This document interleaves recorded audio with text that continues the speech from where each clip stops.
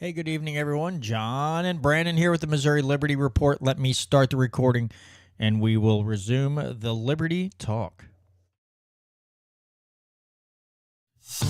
In the restaurant of life, we're putting freedom back on the menu. It's the Missouri Liberty Report with John Williams, working with grassroots organizations and legislatures to make Missouri the freest state in the nation. Let freedom ring. All right, we are back with another edition of the Missouri Liberty Report. Thanks so much for joining us after a week off. It felt really weird all freaking week, especially Thursday and Friday. I'm like, ooh, what am I going to do for the show this week? What am I going to do for the show this week? And I had to keep reminding myself I wasn't doing a freaking show this week, you moron. So we got a lot of stuff to talk about. I completely forgot until now, because I'm so freaking smart, that I wanted to show everybody. So Brandon and I have been brainstorming some stuff, right? Some t-shirts. So I'm going to pull up on the screen a couple of t-shirts, and in the I will put in the description, the video description later, the actual t-shirts. Now, I kind of brainstormed a little bit of the verbiage, a little language, and then Brandon, because he is not technologically stupid, he drew up the designs. He designed them on Photoshop, I believe. And let me pull up the other screen here so I don't look so stupid. Okay, so here's one. You know, it just says assault weapons ban, introducing the semi-automatic hole punch. So that's one. Let me show you the other one. I really like this one. I hope everybody else likes this one too. Well, okay. Let me just click on the stupid. I almost cussed right off the top of the show, Brandon. Almost right off the top. This is the one. Okay, so one day last week, my brain was firing on all cylinders for the first time in weeks. And I was just like a slogan machine at that time, because we're going to be adding more. This one is my favorite. This is just, for those of you listening on podcast or by radio, it is a picture of Ron Paul with a headset on, like he's customer service. It says, I see. Have you tried reading the Constitution? You know, it's like the meme that you always see where it's like, have you tried turning it on or turning it off and turning it back on, like for a computer tech support? So I will put a link in the video. Actually, you know what? I'll do you one. I'll do you a different solid. Let me go back, and I'm going to put the link. I'll put it in the video description later. I'm going to go ahead and put it in the chat right now. The shirts are $20 a piece. And so, you know, if you choose to buy one, we would greatly appreciate it. Brandon had a few uploaded, one about taxation. He had one, it says CIA criminals in action. I don't remember the other one. There's one other that I really want to do, but it's, instead of saying FBI, it's going to say FBE, Federal Bureau of Entrapment. And so yeah, it'll be a bunch of fun Liberty t-shirts, nothing too grotesque or, you know, nothing sexual or anything like that. But we're going to have some great t-shirt designs, and we have to work on one other one. But this is when we do this one up, all it's literally going to say is everything government touches turns to crap. You know how you see t-shirts with like historical quotations on it, so you'll have the actual quote and then they'll have a little dash and they'll have the person's name. So when we do this one up, it's going to say everything government touches turns to crap dash Trish Britton, because she kind of coined that on Sam and Trish's show off the cuff. She says it all the time. When we get in a discussion, we talk about some idiotic agency screwing something up, she'll always interject. Everything government touches turns to crap. And me and Sam just automatically if she starts it, we finish the quote. So that'll be another shirt. But again, we got two good ones here, and we will be adding to that. So the link, again, is in the live chat. and then I will put it in the video and podcast, you know, description for the show description after we're done recording and live streaming and all that. So yeah, I guess the first thing I want to get to before we get to some, this is humorous, but not on the level of some of the other things. There was a new Gallop poll. Now, folks, I know a lot of us don't put a whole lot of hope in polls, right? We don't put all of our trust in the polling numbers because, again, we've had this discussion before. If you're voting based on who's polling the best, you're retarded. That means you can't think for yourself. I know you're not supposed to say the hard R word anymore, but it is. It's idiotic, it's childish, it's petty, it's retarded for you to vote based on polling. But the polling numbers are interesting. Now, I'm sure, I don't know what size group was polled, but only, and I think this number is too high. This Gallup poll shows only 31% of people fully trust the media. And I think that number is way too high. I think that number should be 0. I think that's rookie numbers. I think they can go lower than that. So that's frightening that 31% of people still trust the media. But it also gives you a little smidgen, just a little ray of sunshine into your day that 69% of people have lost faith in media. And I think that's amazing. But Brandon, what are your thoughts on that? I mean, what do you think about that when you hear that 31% of the people polled have full faith and trust in whatever news outlet or media they're watching? Well, it is obviously propaganda, the mainstream media and all those news outlets. So for me, it's just hard not to be like, what are those 31% of people doing? Do they live with a bag over their face and just walk through life listening to what everyone tells them all the time?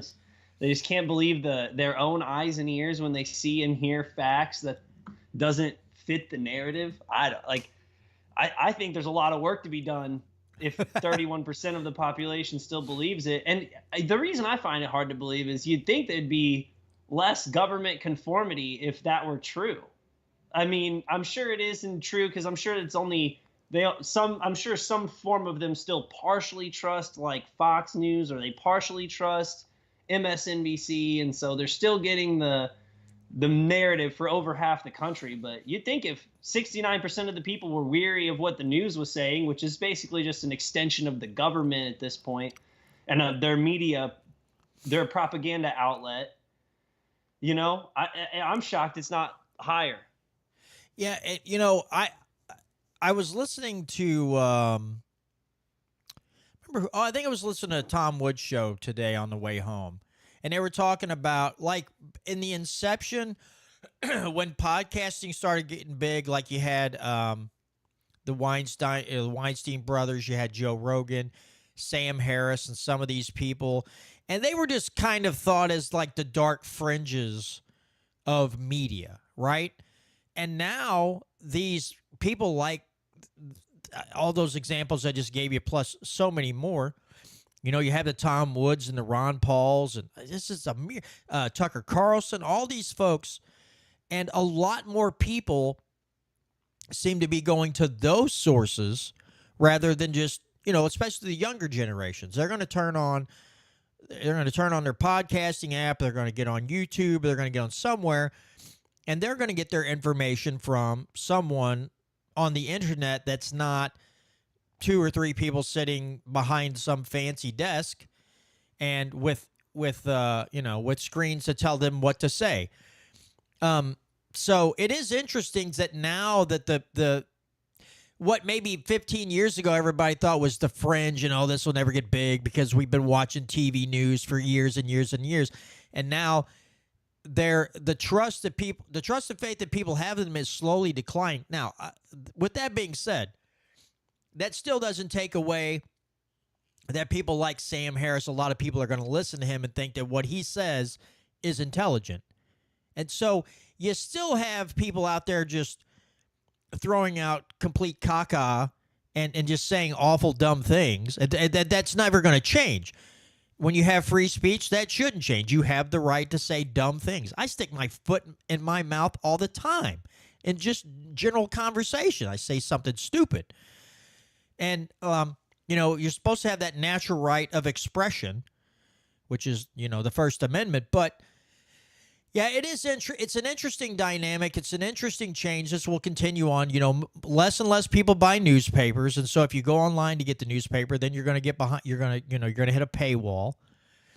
But guys like Tucker Carlson get fired, and now they're doing better than ever because he's not chained up by corporate heads and boards of directors and all this stuff. That so well, you can't talk to that guy, and you really shouldn't say this about this person or whatever. So it's actually kind of cool to see. But here's my problem, Brandon. So you have people like Brian Stelter, right, or Brian Stelter or whatever his name. I just call him Alka-Seltzer because he'll give you indigestion when you listen to him. But when you have guys like him and they bring him back to basically try to figure out what's going on in the media, none of these people take any responsibility for the downfall in their viewership, for the drop in viewership. They don't say anything. They deflect the blame to there's all this misinformation out there. And you have Hillary Clinton saying, well, we have to do something because if we don't control some of this so-called misinformation, or if we don't get this under wraps, and figure out a way to, basically regulate speech, we're going to lose total control. Well, good, because you never should have had it in the first freaking place, you psychopath. But it is interesting I remember the first time I tried to do a podcast. I was doing a show on Sam and Trish's network. I decided that I wanted to be untethered and say whatever I wanted. It failed miserably. But I tried it. I gave it a whirl. It didn't work out. Okay, cool. It was nobody's fault but my own. That was my decision to take on this endeavor, and it failed miserably. But now there's so many platforms for you to put on your podcast on, and there's you got YouTube and Rumble and so many other sites to stream video to. It's amazing, and it has freed up. It has freed up a lot of people. Okay, Voodoo Queen, we'll talk to you later. So she has to go get her grandson. His truck quit on him. It's good seeing you in here tonight, Voodoo. But yeah, it is interesting to see this play out. And then, again, see the deflecting and the just taking no accountability for all the things they say and do. That one gal was on, or what was it? Somebody was on, like, Stephen Colbert. And she said, and he made a joke about CNN being unbiased, and the whole crowd laughs. And she's like, were you making a joke? He's like, maybe. The whole crowd laughs. Everybody knows they're not unbiased. They're not going for the truth. The problem is, I bet you there's several in that crowd that will still flip on CNN and sit there and just get turds just hitting them in the face. And they don't change the channel, or they don't turn it off and do some thinking for their own. That's the problem. There's probably a lot of people that understand the media slant towards a certain political party. And I think they know that's really not okay, but they don't turn it off anyway. They still watch it. Yeah. Well, they can't, the reason they can't really take accountability is because the moment they do, the whole jig's up. Like, they know they don't have integrity now. They know that they'll repeat anything the CIA says, anything the FBI tells them. So yeah, they can't take responsibility because that's the whole game.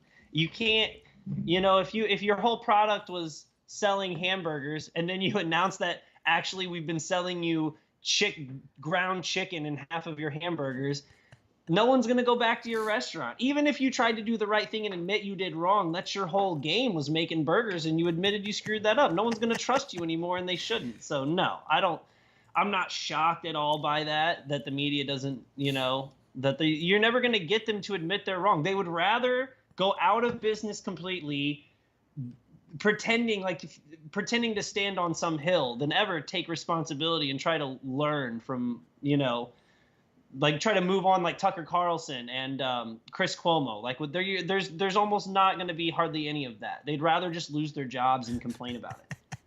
I feel really, really, really bad because somebody posted a joke inside the live chat and I didn't read it out. So David Dwyer says, we need to get Brandon something to post on his wall.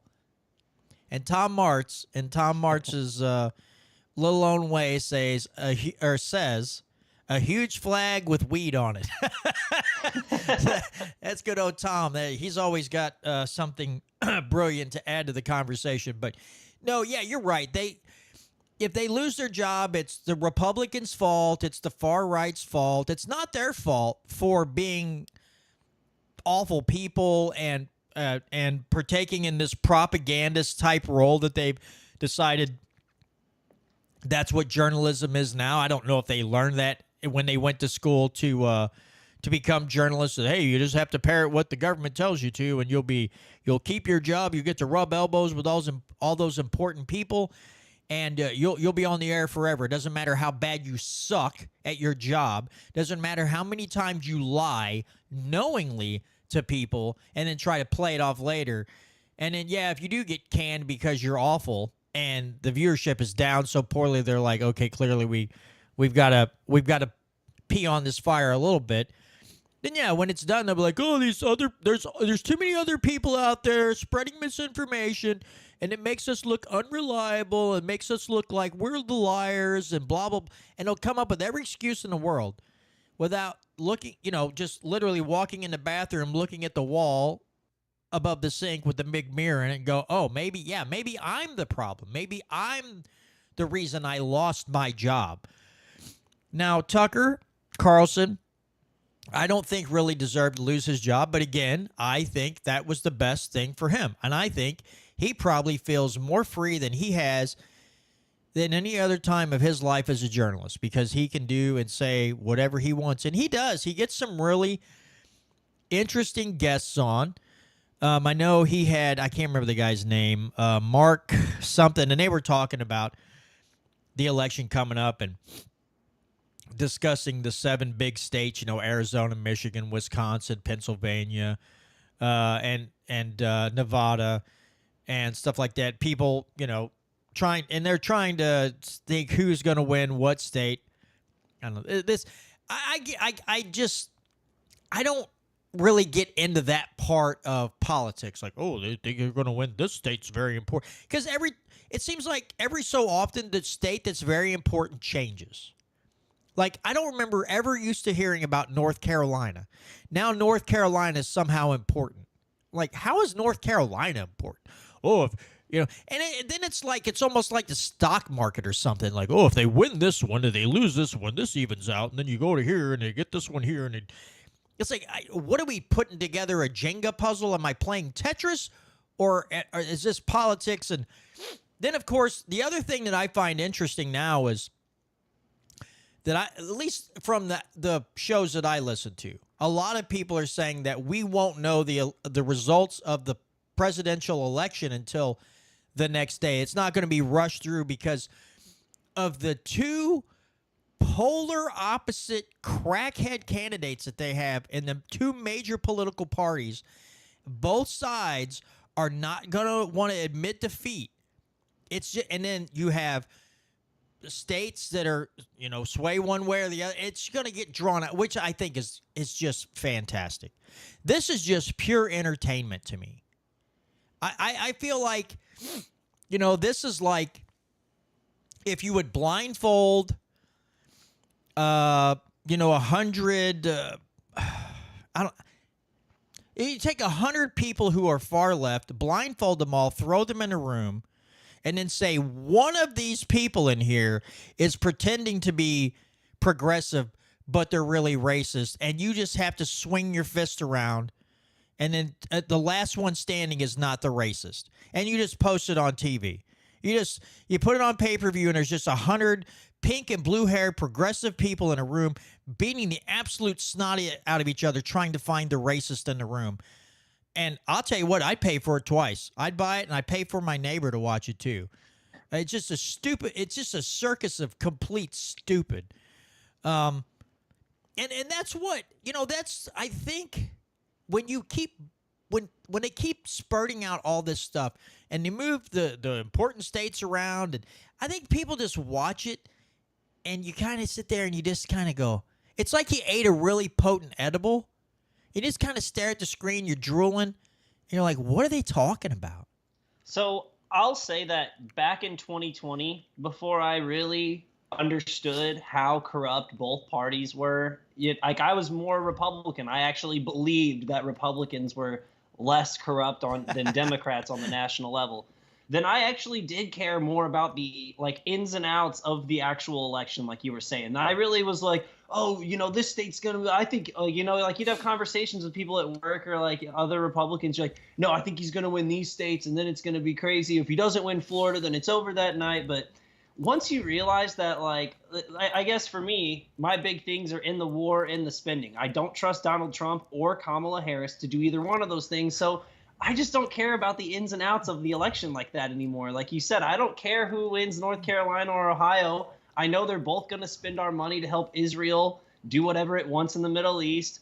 I don't necessarily even trust Donald Trump to get us out of the Ukraine war that fast anymore. I mean, he was the one who gave Zelensky weapons for 4 years. It's not like he did his part in instigating this war in itself. So yeah, I don't know. I again, like you said, I just don't care about, who's winning what state anymore. It doesn't matter. Like they're going to keep spending your money, and your money's going to be worth less and less every day, no matter who's president. Hate to break it to you.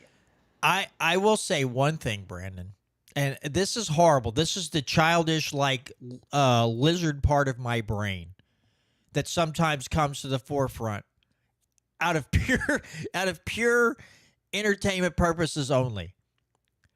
If Trump wins this election, I'm not going to say that I won't enjoy watching because if we thought they were screaming loud last time they announced he was the winner, can you imagine these weirdo freak jobs out here if he wins this time, the reaction? I bet you, we don't really have that where I'm at. Like in Owensville, we don't have these like, woo, the people that you're afraid to like touch because you think it's going to rub off on you. We don't have those types for the most part. So I probably won't hear the screaming, but can you imagine living in a place like Chicago, LA, New York City, where there's just these people that are unhinged so easily, so that if Trump wins, like you'll literally be dead asleep and you'll wake up thinking the apocalypse is going on, and it's just and David makes a good point. They're both going to riot. It's going to be funny. You're going to wake up thinking the world's on fire, and it's just because one side found out the other side won, and they're having a meltdown. Now, I will say, I think that the left excels at their mental freakouts over when they don't get their way. Republicans are bad enough, but the left seems to have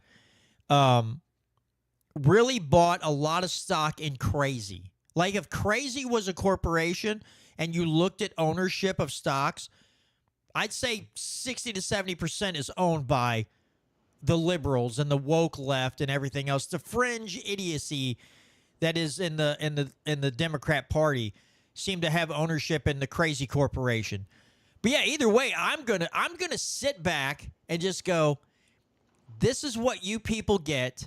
Your emotional reaction, your absolute freak out right now is all because neither one of your parties pick anybody that you could stand to hardly sit next to and have a meal without throwing up on your shoes after 5 minutes of listening to them talk how they're going to fix things. So until you guys decide to do better, this is going to be the result every 4 years. Sorry. Do better.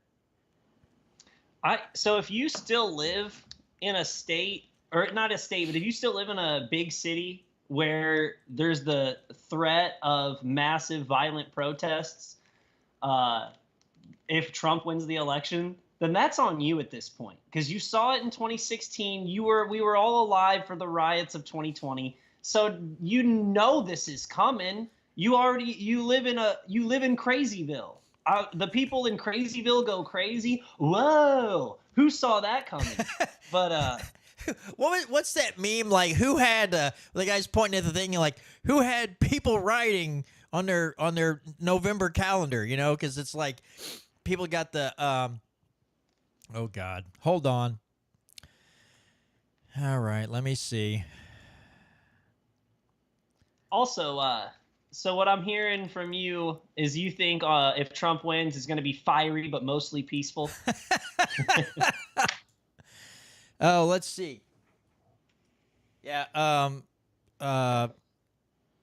Tom has found you a Grim Reaperish looking sort of poster art print for your wall behind you when we live stream. Yeah, I don't know, dude. It's so, like I said, I'm glad I live where I live, especially in times like this. Now, I'm sure, Brandon, where you live, it's not that crazy, like, you like, where you like, oh, I better load both shotguns tonight because God knows what's going to happen. But for the people that live in the big metropolitan areas, bro, I'd be puckering my butthole a little bit. I would, and again, but you're right. After 2016, after COVID, and after the response to COVID, I got to quit saying after COVID.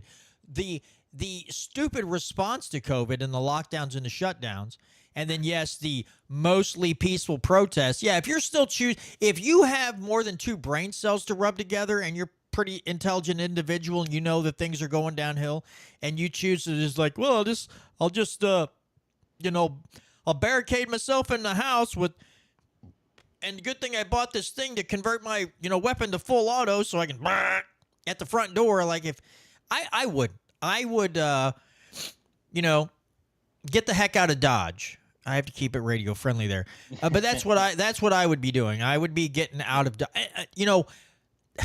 I've seen even St. Louis. I mean, St. Louis, supposedly their rankings as far as being dangerous dropped. They're not up at the top anymore. I don't know if I believe that or not because of how these cities report or fail to report crime statistics to the FBI. I think, what was it, 1 year they didn't they were off by 1,600 homicides and like 54,000 car thefts that didn't Are you talking about the new thing that just dropped earlier this week where the FBI, so during the debate with Harris kept claiming that violent crime was down and that all these crime statistics were down, and that's what the FBI had said. And then the FBI revised their numbers, and they're like, actually, it wasn't a 2% drop in crime. It was a 5% increase in crime. Yeah. So, yeah, is that what you were talking about? Yeah, so because, again, and it doesn't matter. Both parties can do it. They can be like, oh, crime's down. Look at the FBI statistics. What they didn't tell you is the FBI depends on those cities to send in those numbers. And I don't know how you, like one guy was talking about, I don't know how you forget. Like, murder is, like, pretty serious. Like, how do you forget those numbers? Like, how do you screw that up and not, like, hey, we had 200 murders. How do you not send those off? How does that slip through your fingers? And again, 54,000, car thefts. That's not like, oh, we were off by 0.25%. 54,000, that's a sizable screw up I shouldn't say screw up. That's a sizable amount of crimes that don't get reported. So yes, after Walz made his statement, then the FBI is like, well, we depend on these cities to send us their statistics, and not everybody's doing it. And so, yeah, then that drops out. Of course, now the media doesn't really want to talk about it. They don't want to say anything about it because that makes Walz look bad. Not that he needs any help looking bad, but they don't want to make him look bad on their news station. But, yeah, I thought that was 1,600 murders and 54,000 car thefts. And you just... Well, you got to think that's like if there was an accidental accounting error at your job that made you look like you were doing great work all the time. Are you going to immediately run to your boss and be like, hey, actually, I haven't been doing that good of work. There was an accounting error. Let me just be the first one to tell you I'm not doing as good of a job as I've been telling everyone that this computer system's been saying I've been doing. So that's really kind of part of it, too. The FBI is not rushing to investigate their own numbers. They're going to be like, oh, you're saying crime's down? Great. We're going to go with that number. And that's what we're going to tell the public. And then when we revise the data, we're going to whisper it at 2 o'clock in the morning. Right. Yeah, because that makes them look like they're doing better. Just like cities that have a dense population and they're having crime issues, and if they report it and then their rankings get lowered, then the mayor and whoever else in that city gets to look good because look, crime's down. Oh yeah, we forgot to send in those 150 murders we had last year. David makes a funny comment in the live chat. He said, I had someone tell me today that Trump's going to be a dictator. He said, I don't like Trump, but that's dumb. But in the same breath, tell me we need to get rid of the Second Amendment. Yeah, that'll work out great.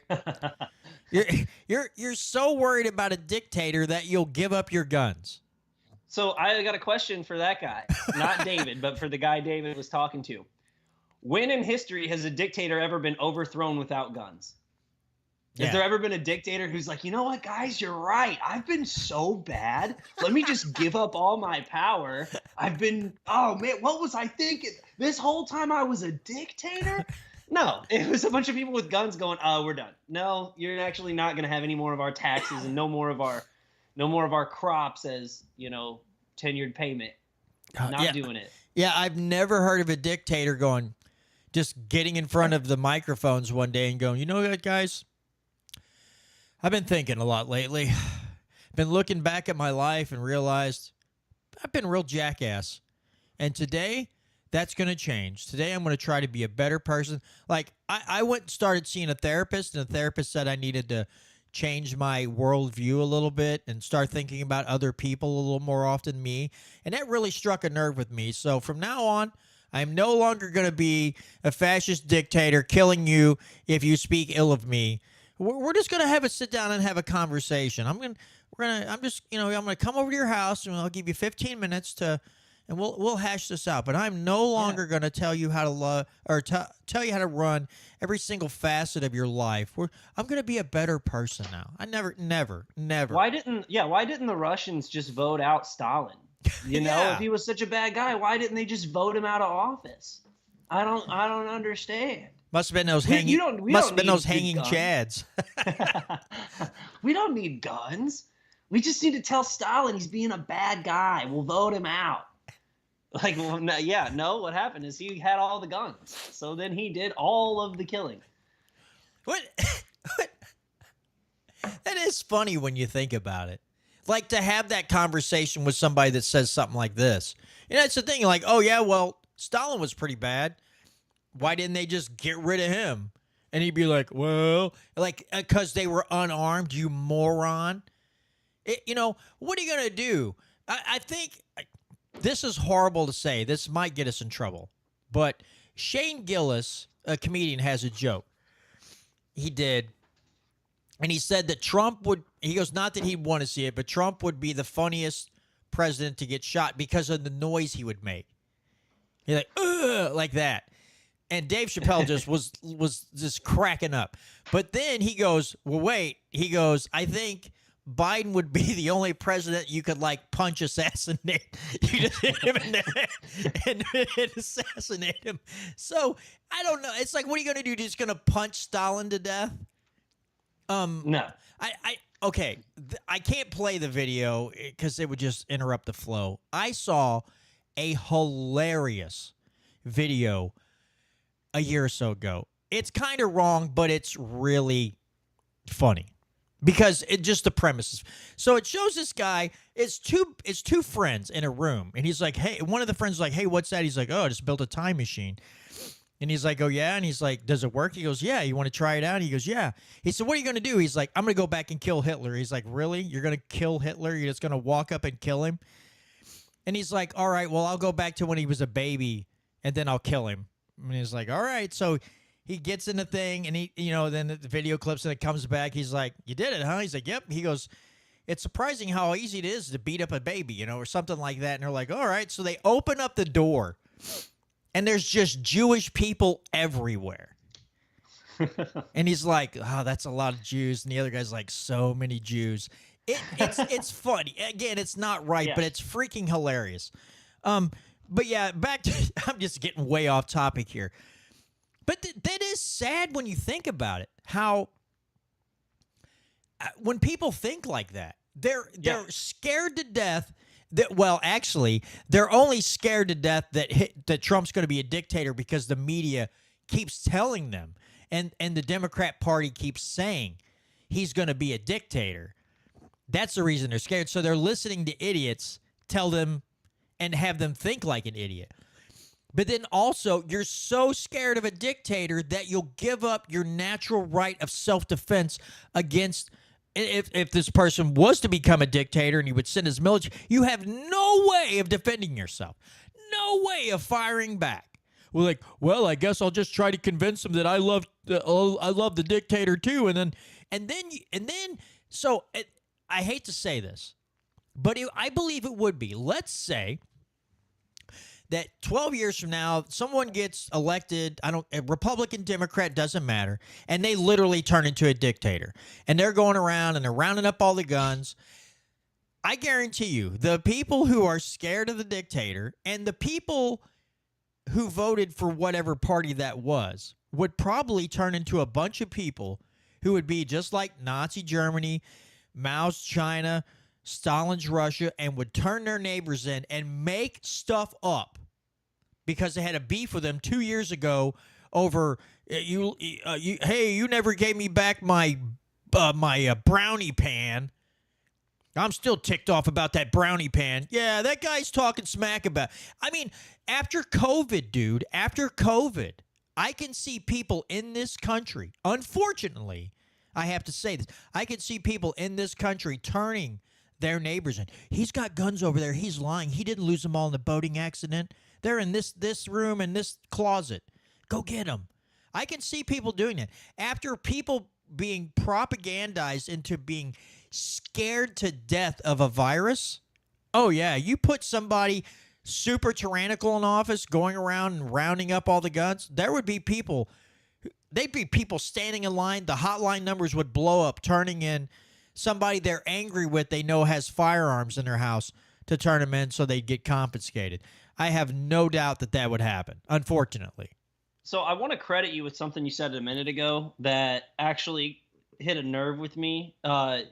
You stopped yourself because you said you blamed something on COVID, and then you stopped yourself and you said, I mean the response to COVID.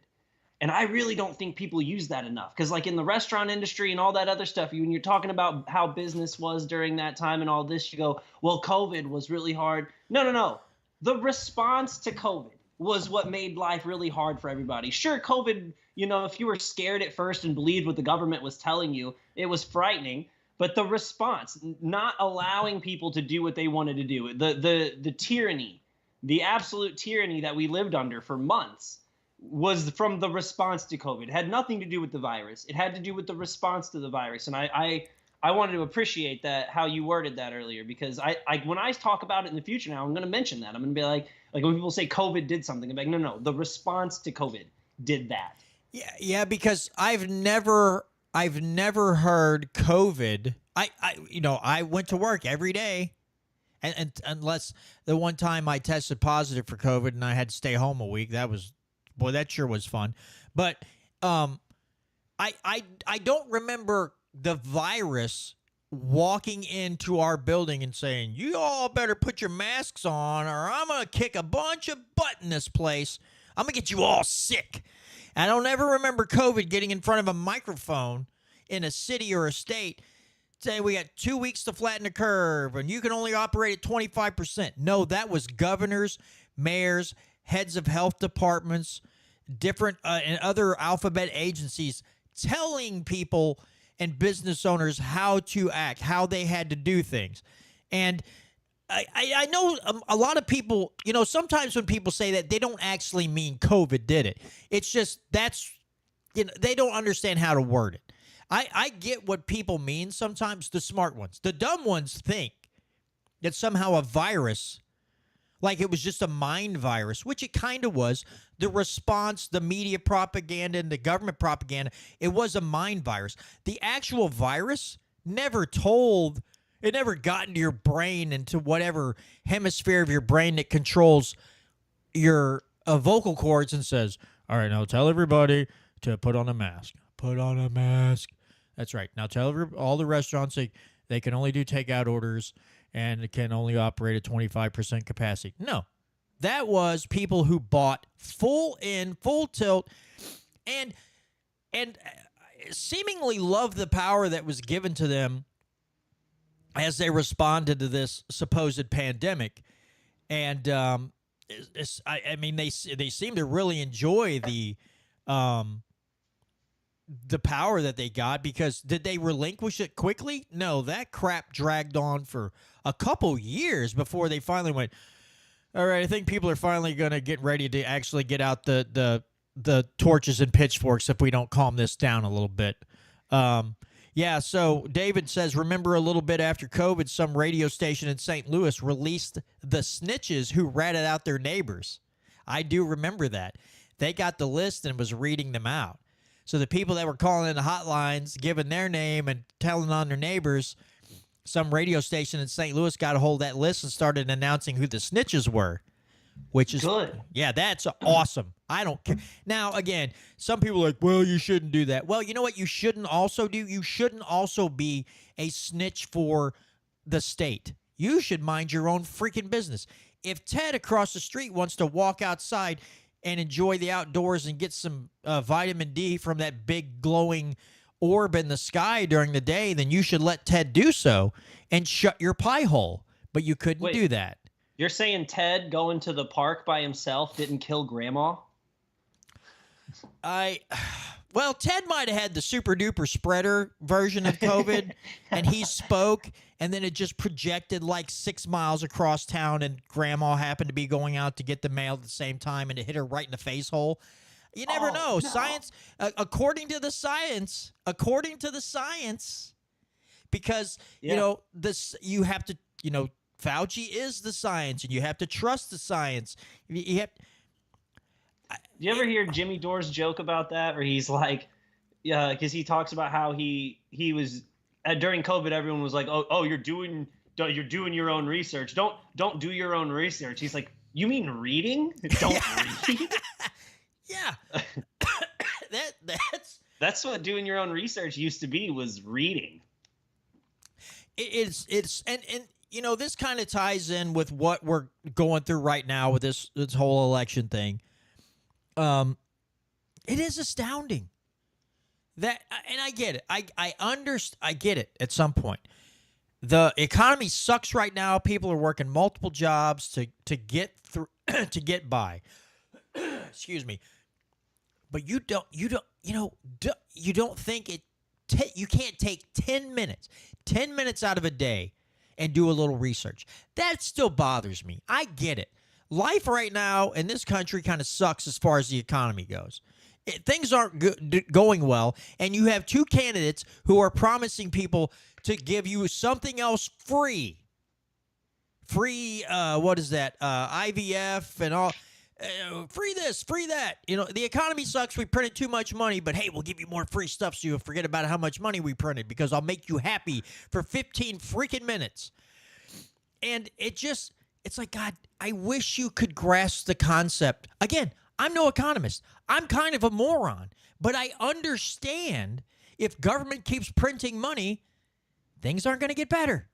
It's just like, I'm going to do 100% tariffs on everything. It's going to wreck the economy. Stop being stupid. Maybe I shouldn't word it that way, but please just take a little bit of time out of your day to do just a smidge of research. Get on your favorite search engine.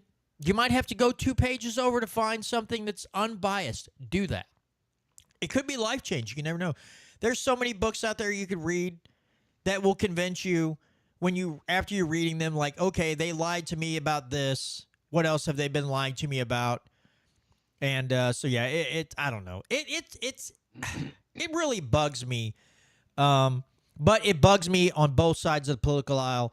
It bugs me that people vote for Harris because it's not Trump, and it bugs me that people vote for Trump because he thinks or they think he's the savior, and one man is going to go into a building in D.C. and just right all the wrongs.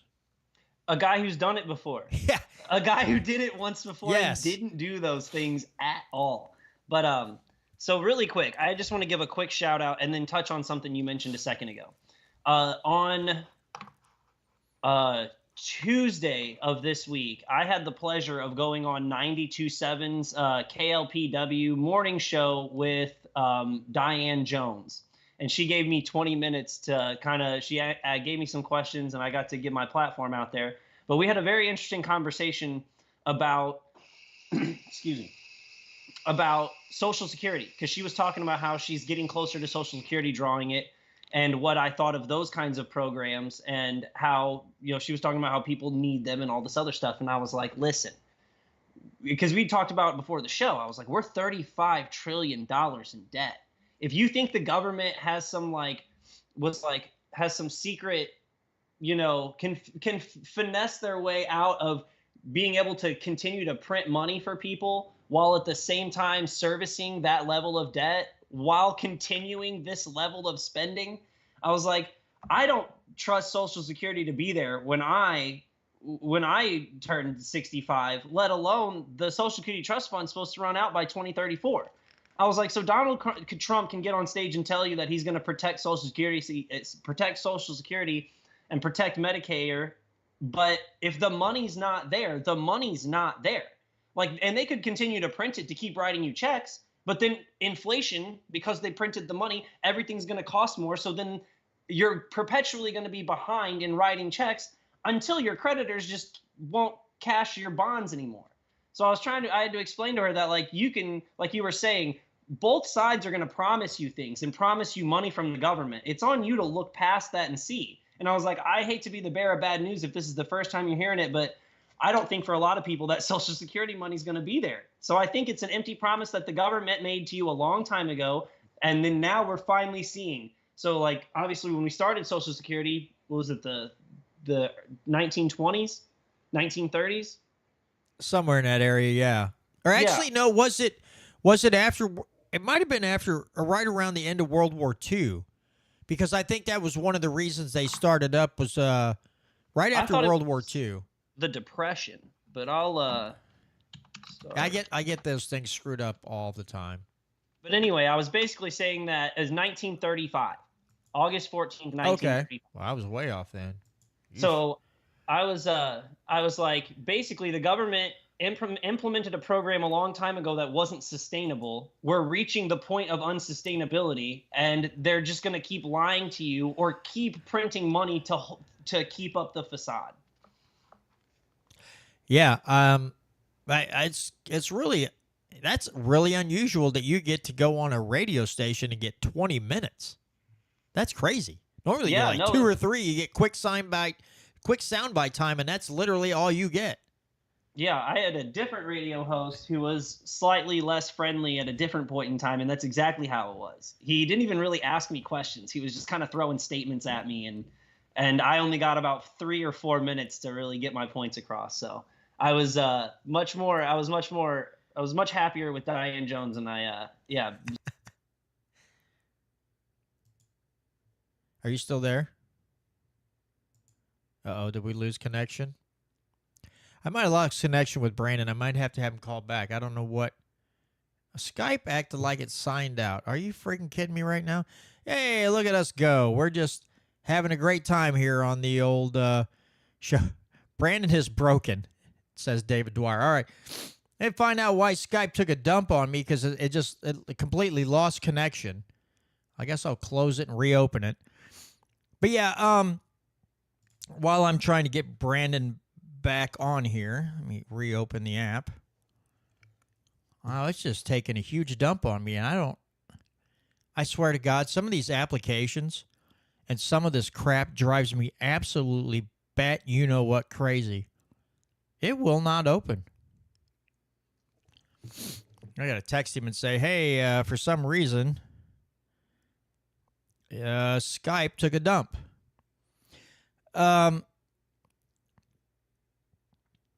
It is, but yeah, that is one challenge that we're facing as liberty lovers. Is when you get into the Social Security issue. I'm trying to text Brandon and talk at the same time. When you get into Social Security issue and stuff like that, people, and I get it, you know, they're retired now, and you're like, okay, we're taking your Social Security away, and you're like, excuse me, what? You're doing what now? And it freaks people out, right? It really freaks them out. And I don't know how to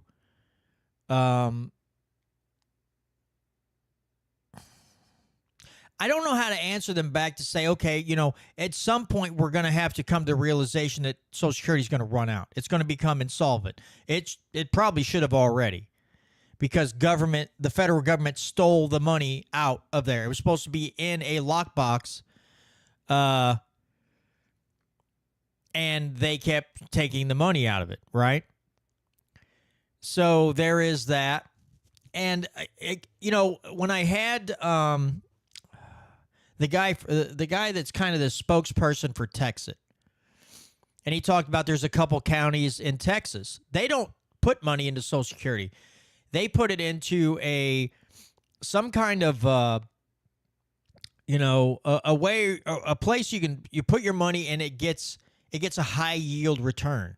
And so when they retire, they actually get more money per month out of that investment fund than they do out of Social Security.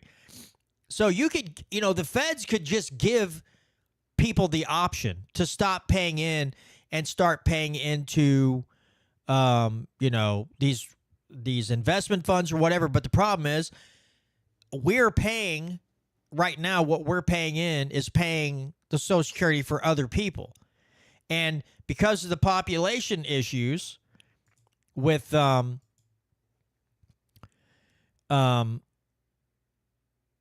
you know, people are having less and less children, so there's this seesaw effect's going to happen. We're going to have more retirees than we are working force, or people in the workforce, and that's going to dry it up, and it's going to become insolvent. And let me see something here. I'm going to see if he can call in the rest of the show. Oh, wait a minute. Nope. I thought it was working, but it's not. I may have him just call in so he can and finish the show that way instead of doing it on Skype. I apologize, folks. I don't know what Skype's problem is. It shut off on me, and it will not restart. And I don't understand what the big oh, there he is right there. All right, Brandon, can you hear me, bud?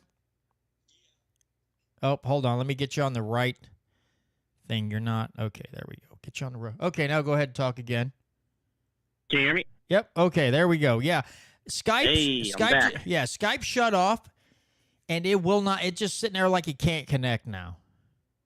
Well, at least it didn't freeze on my face looking super ugly. It could have been a lot worse of a face. I jumped on the live chat to take a look, and no, the frozen face, it could have been a lot worse.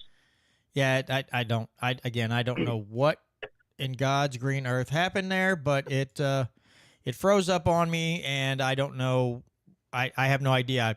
I'll probably have to restart the computer after we're all done before I can get this thing to get that program to reboot. I've never had that happen where it's just shut off in the middle of the application and just then it won't reconnect. I must have really ticked off Microsoft. Maybe me talking about COVID and stuff ticked it off, and it's like, okay, you're not talking on Skype anymore. We don't like what you're saying. But anyway, I was talking about COVID, and when you have that discussion like you had on the radio the other day, and people don't understand how much money the federal government has stolen from the coffers of Social Security, and now we're becoming imbalanced as far as the amount of children being born. It's going to become unbalanced, and the amount of people paying in versus the amount of people pulling money out it's going to be upside down. It's going to be underwater, and it's going to dry up. And so, go ahead. Oh, sorry, go on. No, go ahead.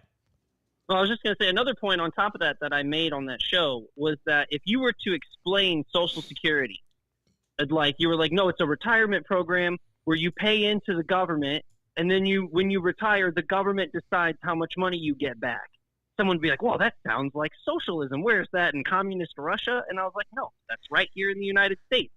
I was like, you'd think that as a, if you when you talk about socialism, that's a perfect example of socialism. The government takes your money and then decides how much to give you back of your money when you retire. It's like in a capitalist society, I would get my own retirement money and get to spend it however I want. Yeah, it is. It is. It's very strange. And it's one of those, especially when you're looking at should government, should government have institute these policies, institute these programs? We're going to say no, they shouldn't. Government shouldn't be in the business of financing your retirement or any of these things. And so when you're running on a liberty platform and like a true libertarian free market platform, getting people to understand how wrong it was from the beginning and that we have to figure out something else to do for future generations, that's a tough sell to people who are retired right now or maybe a couple years out. Like, I still got about 15 years left before I can retire. But I do think about it. Probably by the time I'm ready to retire, that money will be gone. It'll be all gone. I won't have one red cent to show for all the years that I paid in. And that was the promise of the government. You pay in, you'll get back. And then I'm going to find there's a lot of people my age that still think that that's a thing, or they don't understand economics at all, that they're going to be real disappointed when they retire and there's nothing there waiting for them. Just think about also all the people that have passed away at 65 or right around retirement age. So then you've got a bunch of people who paid into it their whole life who then passed away before they ever got to see a single benefit of that money. And that's just sad to think about. I mean, I know a few people that's happened to. And so they just paid in for nothing. Then they didn't get any of the things that they were promised by the government. They just paid into the socialist system and got nothing in return, which is sometimes how socialism works.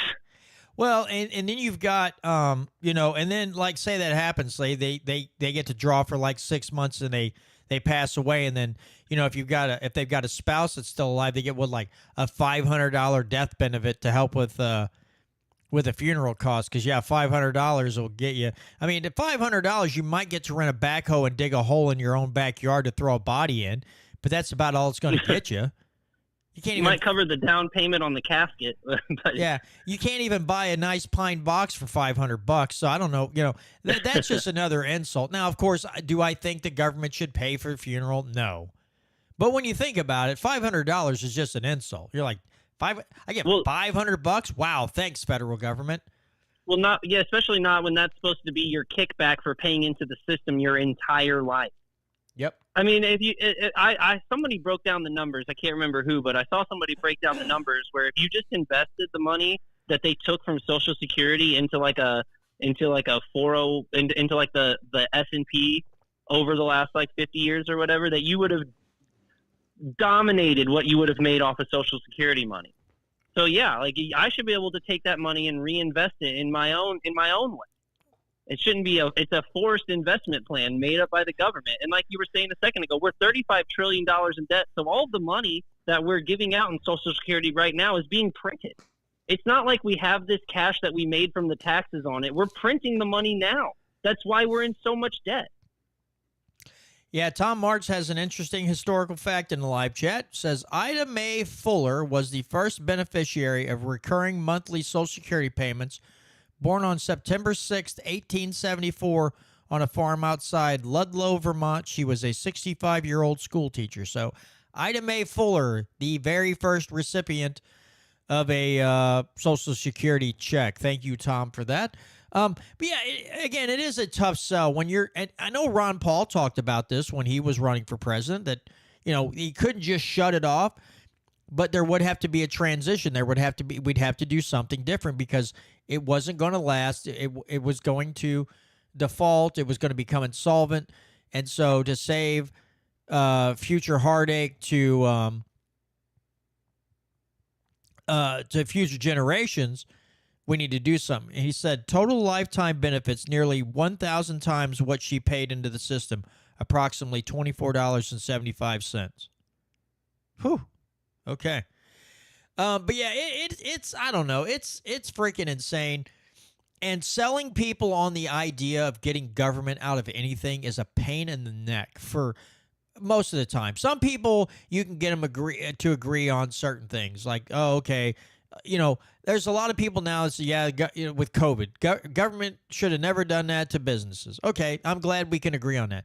But there's so many other facets of this thing that you're not even looking at. There's so many variables. There's so many regulations and laws that even a lot of us don't even realize exist, that if we knew the extent of how far these regulations go, a lot more people might get angry about it.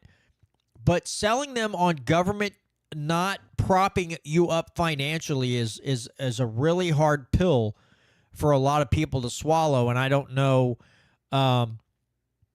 David makes a good point. It's because most people grow up in public schooling, getting told you need government, so it's hard to explain it to people. Yeah, until they decide to, again, start doing their own research and thinking for themselves, which of course you're also not taught in school either.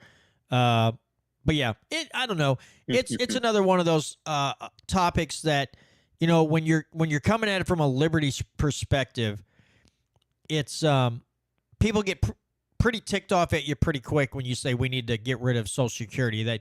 That pretty much locks up the brakes on the conversation. They kind of freeze up a little bit, like, what did you just say to me? That you're going to take away my what? So anyway, I want to play a couple clips here. We've got a few audio clips. And since we're talking about distrust of media, and I hope I play these in the correct order. I think I am. This is a CIA agent on with Brett Baer. And they're talking about the Hunter Biden laptop. And so you want to talk about distrust of media, because the media helped a lot of media sources hush this up. We know that social media hushed this up. But listen to how the CIA is using plausible deniability in his explanation, and how he deflects the blame not on the CIA for, I think, that for misguiding and putting out bad information and just saying, well, this has all the earmarks of Russian propaganda, so don't say anything about it on TV, and if social media sites, you got to censor all this. But listen to this guy. Listen to the audacity of this guy real quick. Again, this kind of ties into what we were talking about. Hopefully this is the right clip as I bring it up here. I understand. And Donald Trump, that's the wrong one, dang it. Here's the right one. That it has all the classic earmarks of a Russian campaign in the way it was disseminated and propagated through media. Do you regret signing on to the letter? Oh, absolutely not, because those words are still true. Do you think it has all the classic earmarks? Election? Oh, absolutely not. No, Even though it wasn't true. It had the classic earmarks, but it wasn't true. What is not true? That it was Russian disinformation. That's not what we said in the letter. Read the actual letter, and we said we do not know if this is Russian disinformation. It has right? all the classic earmarks of a Russian information operation. Exactly. The difference between an information campaign and a disinformation campaign not get to candidate and a Joe misinformation Biden. campaign. It's not my fault if people don't look up definitions. I know, but the purpose of the letter is to have an effect. And the nuance that you're talking about here never made it to candidate Biden because he said it plainly on a debate stage that obviously affected the dynamic. Yeah. Don't you think? I would absolutely love for all news media to show nuance on all these issues instead of racing to sound bites. And in this case, some news media race to sound bites. That's not helpful for the American people. And I really wish that people was helpful for the American people. Well, instead of quoting one sentence from it, if people actually read maybe an entire paragraph, it shows that we don't know if it's Russian. It affected anything? I don't know if it affected anything. We don't analyze American political environments. We were trying to. What we were trying to do is point out that this has all the classic earmarks of a Russian information campaign. Not to say it's Russian disinformation, but to say that the propagation through American media and international media has all the classic earmarks of a Russian information campaign because we've seen it over and over and over again. They love to sow these kind of divisions and exacerbate them. That's not American, that's Russian. I got you. Yeah. But it ended up being a Biden information campaign because he used it in the campaign and in that debate. I encourage you. Yeah, so it's so much in that little minute and 45 seconds of audio. Again, he just blows it off like not my fault. Oh, okay, so you're telling me that you didn't tell social media. They basically said you better not. They basically feared social media into not letting any of this information and letting it get into the hands of American citizens. And of course, Biden said, "Oh, the CIA said it." And of course, when most non-thinking American citizens hear him say that, their brains shut off. They don't go, "Wait, what? Can we see what it said?" Nope, you can't even see it. Because you can't find it on social media. You can't find it anywhere because the media is being quiet about it. They're playing cover-up. I'm sure they were told by the CIA, this has all the earmarks. So that plausible deniability, they get to say, this is just like freaking COVID. Well, we didn't say they had to shut down schools, or we didn't say that. We just advised them. Or this was mandated, but it wasn't a law. And so they get to play this word screw. So they did it. They know, and the media companies, the social media companies, there is an inferred threat there. They know if they don't play ball, they're coming after them. That the government will come after these social media companies for not cooperating. If you don't think that's the case, you're dumb. You're really dumb. But God almighty. You know what I think is really funny, too, is he goes, well, we figured it might be, we suspected it could be Russian disinformation because it was disseminated through the media, because of the way it was disseminated through the media. I'm like, that's been a CIA tactic since like the 50s. They disseminate everything through the media. Whether it's true. Also, what was another thing he was like, we didn't know if it was Russian disinformation or not. We don't know if it was affecting the election. Then why did you guys all sign the letter that Antony Blinken had you sign? Like, that was the whole thing, is Antony Blinken was the mastermind behind the laptop is Russian disinformation push. And if you wouldn't have agreed to write or sign that letter if you weren't trying to change people's opinions on the story. Like, so I credit to Brett Baer for not losing his stuff a little more on this guy, because this is just, the level of gaslighting here in just that 1 minute you showed is unbelievable. Well, and let's look at it this way too, Brandon, because it is true. What did we hear for 4 years? And again, this is, I hate that this is not me totally sticking up for Donald Trump, but this is true. What did we hear for 4 years of Trump in office? He's a Putin plant. Russia. So this just carries on into the next campaign. So we had 4 years of media telling us that Trump was a Russian plant. He was working for Putin. He was Putin's puppet. All these things. So that carried perfectly on to Hunter Biden's laptop, and it just carried that whole Russia thing And it just continued that whole mind warp operation. So, yeah, now if maybe, I'm pretty sure if they hadn't been playing the Trump card, literally of him being of him being Putin's puppet, I don't know that would have worked. But for 4 years, that's all the media could talk about. So that just played right into the hands of the CIA, the media, and the Biden campaign. Hey, we'll just say, we've been beating this Putin drum for 4 years. We'll just throw this on the stack of all the other crap, all the other lies that we told for 4 freaking years about Trump and Putin. And it worked perfectly. And there are a lot of unbiased people out there. And some even on that might lean left a little more that said that absolutely swayed the elections. That information not coming out absolutely swayed the election results. You'd literally have to look in the mirror and lie to yourself if you think that doesn't affect election outcomes when you have a big story like that about possible corruption. Well, we know it's corruption, but if you want to be unbiased in the media, you say, it looks like there's some possible corruption in the Biden family from top to bottom, and you don't think that's going to play a part in the election results, you are lying to yourself, and you're lying to everyone around you when you say stupid things like that. But and that's the thing.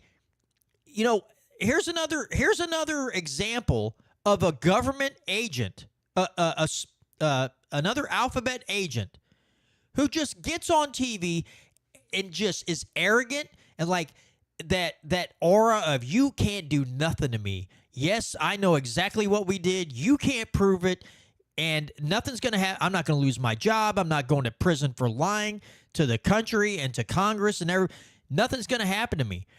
And so, again, you constantly hear on radio, especially on the so-called conservative side, they're going to get a hearing, and then we're going to get them. No, you're not. These people aren't going to prison.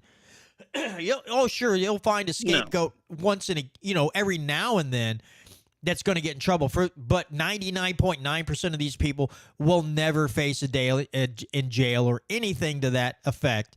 And so people like this guy here get on and be just so smug and arrogant and in their security, knowing that nothing's going to happen to them when they ran another propaganda, propaganda mission on the American people, and it worked out really, really well. Oh yeah, well, throwback to James Comey. Whenever he was the FBI director, he was just the king of never taking responsibility. They would be like, "Hey, yeah, the FBI botched like 5 different major investigations into Hillary Clinton and a bunch of different political leaders. What do you think?" He's like, "Oh, I think I did a great job." Like, you people saying I did a bad job? I mean, like you were saying, the level of just arrogance and the ego that goes around from the people in the 3-letter agencies is baffling. And when we talk about like all these different stories, like the Hunter Biden laptop and the way the media pushed it, that's the reason I can't believe that 31% of the people still have full trust in the media. After, how many different times can they lie to you before you realize that they're just an enemy of the people? To me, those people are people who are just more comfortable with lies than the truth, because I think them, finding out the truth, it's too hard. It's too hard on their little ears and minds to admit to themselves that they've bought into all this stupidity, and they just can't bear to admit that they've made a mistake in believing it, parroting it, following along, and voting for the people that they do. They just can't be bothered with the truth, and they can't be bothered with that uncomfortable part of life, which is admitting you were freaking wrong about a lot of things. And I've had to admit that to myself as growing up and being more of I was a liberal. I wasn't one of these crazy liberals, but I voted Democrat. and believed what they told me, and I had to come to a realization that those people lied through their teeth, and I bought a hook, line, and sinker, and that I was completely and utterly wrong, and I, now I have to admit that to myself and move on and become more knowledgeable and educate myself better so I didn't fall into those traps anymore. David Dwyer says, apparently MSNBC is saying that Joe Rogan is making white men fascists. I wish there was a little brick wall on top of my microphone that I could just beat my head into every time that I hear statements like that.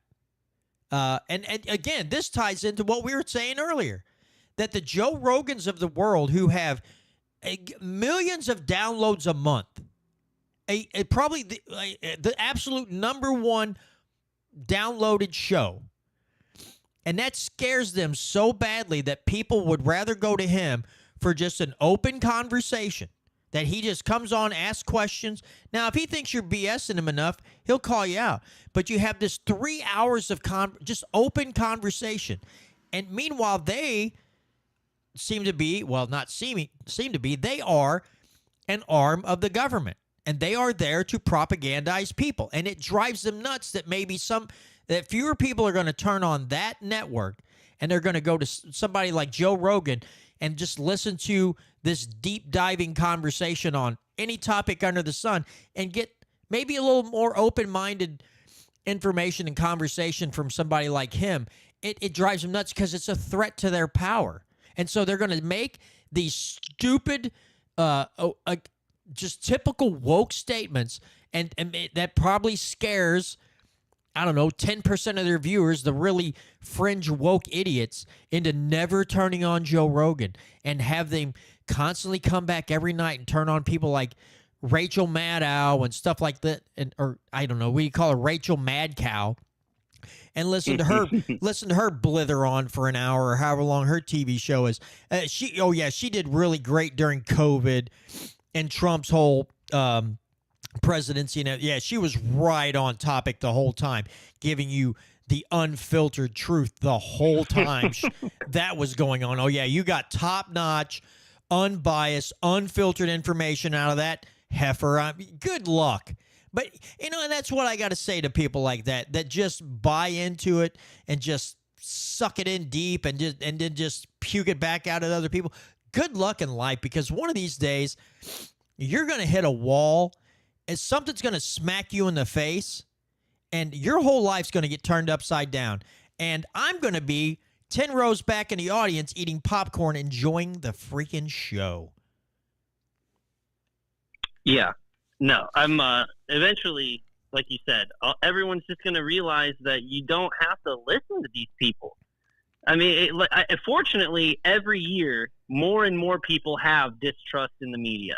But until it's at 95, 98, 99%, there's still work to do. Like, you still have to go around and tell, like, when news stories come on at the work, like I work at a diner, so we'll have news story, like, on the TVs that are playing. They'll be on 2, 4, or 5 in the morning. The local stations out here, and I'll have to explain to people, be like, that's actually not really true. I'd be like, actually, they're only telling you half of the story on the local news. And so, yeah, until everybody realizes that Rachel Maddow's an idiot, and that people like Sean Hannity, he's an idiot. So until people start to realize that those guys are idiots, there's a lot of work to do. Yeah, that's unfortunately true. All right, I got another clip here. Now, this is Bret Baier again. I'm not a fan of Bret Baier, but he's done a good job in these two little short clips. This one's with Kamala Harris.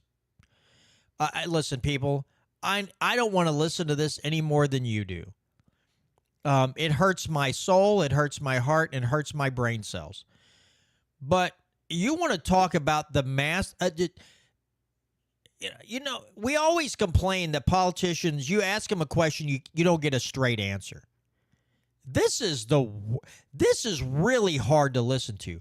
Most politicians will give you just a little bit of what you want, just a little taste of information, and then they'll move on to the next question. Kamala Harris can't even do that. It is full-time deflection. just full on. So listen, again, I hope you haven't eaten a meal in the last half an hour because you're probably going to throw up on your shoes. But listen to this schmuck and Brett Baer having however long this is, a little back and forth. And again, folks, this is who the Democrats put out there for the people that blindly follow the blue cult, right? As Tom Martz would say, the Smurf cult. This is who they chose.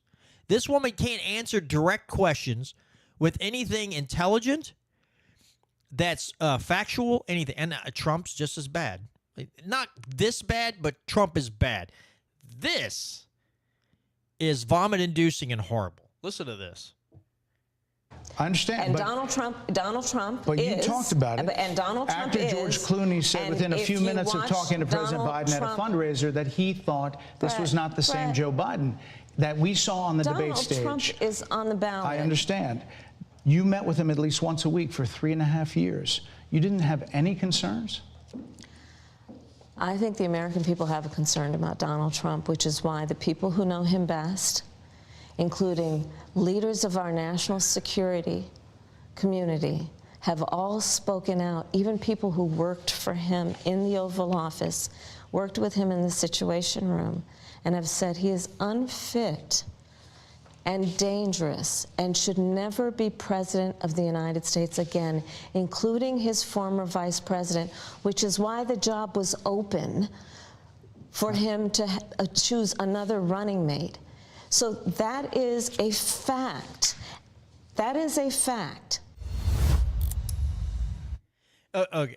Again, just Donald Trump is on the ballot. No kidding, Sherlock. You know, no blank Dick Tracy, where'd you park the squad car? And, you know, the question's there. Did you not notice that Biden seemed mentally unfit? Nope, don't want to talk about that. We're going to talk about how unfit Trump is. He's mentally unfit. He's insane. He's going to be a dictator. You know, they said that the last time he was in there. Now, did he make a lot of bad decisions? Yes. Was he any more tyrannical than what morons we have in there right now? No. And on top of that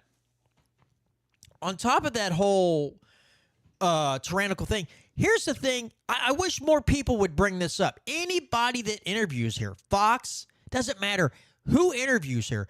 You know the one question I don't hear asked? Hey, who's running things right now?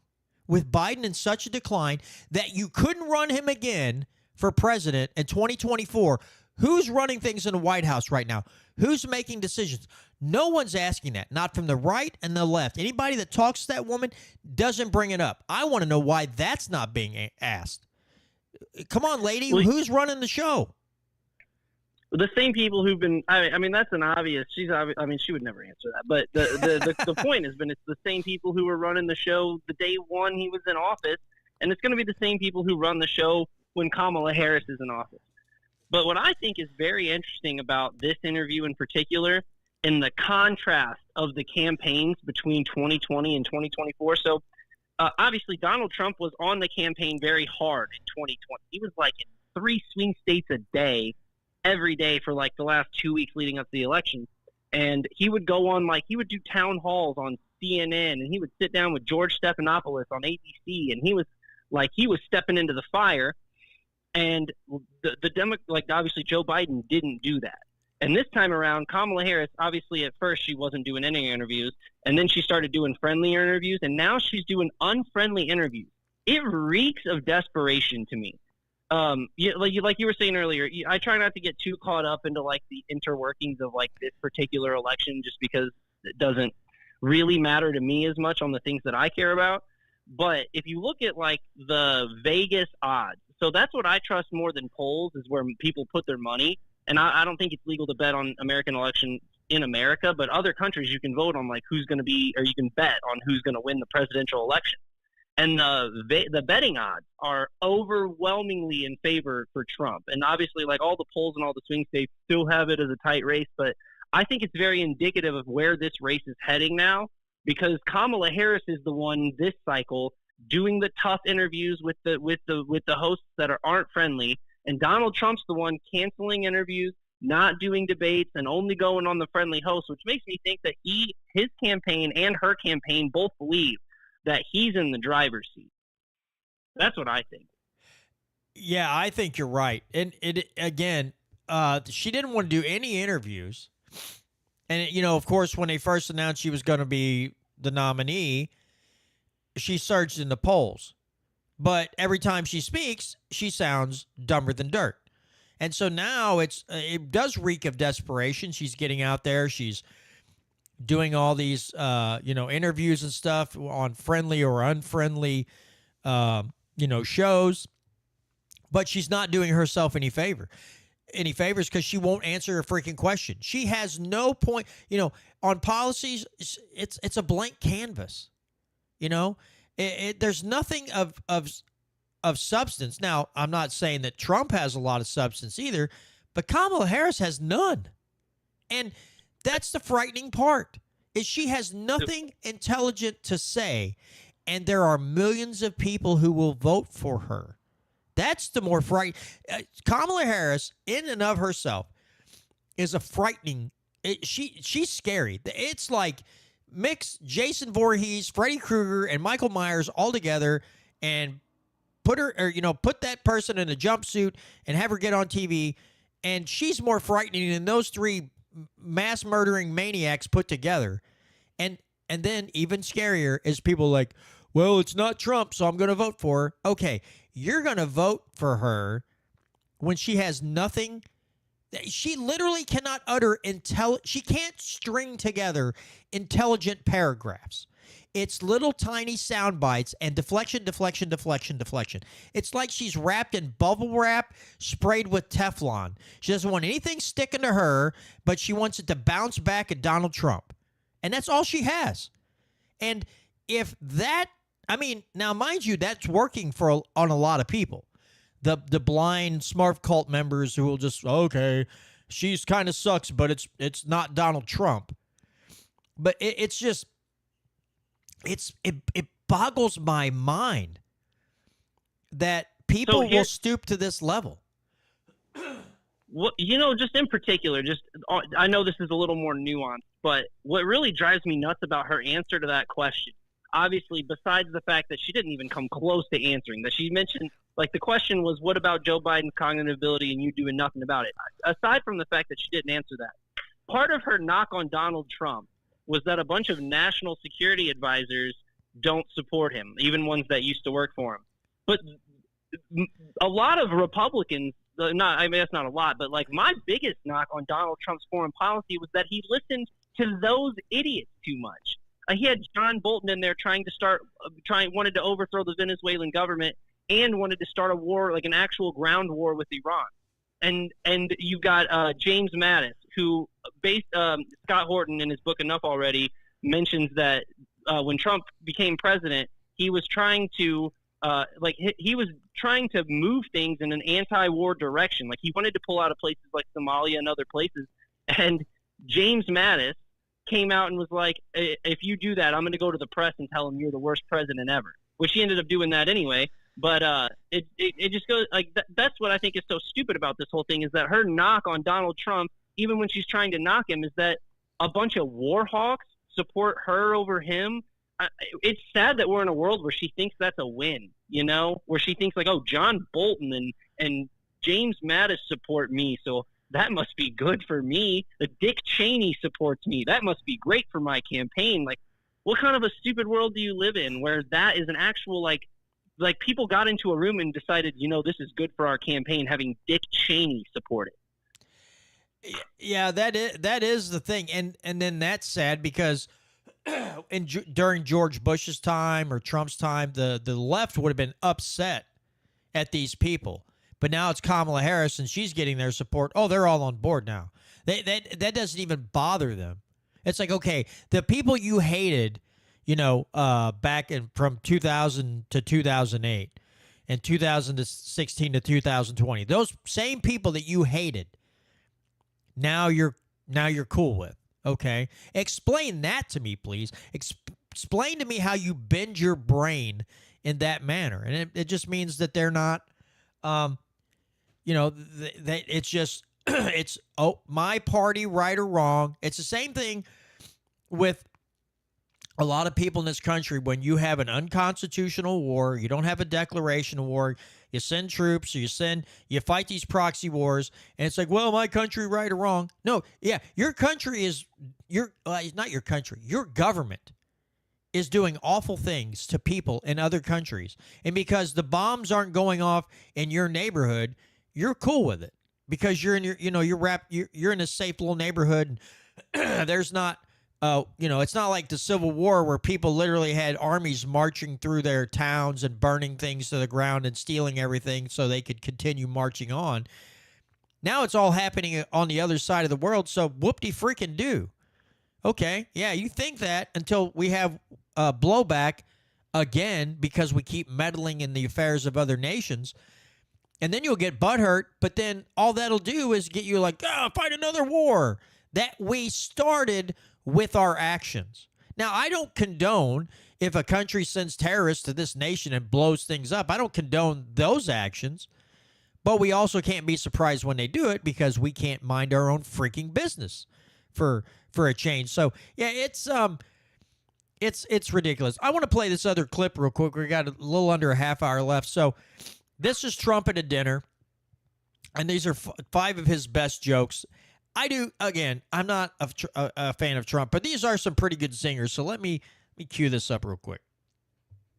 I used to think the Democrats were crazy for saying that men have periods, but then I met Tim Walz.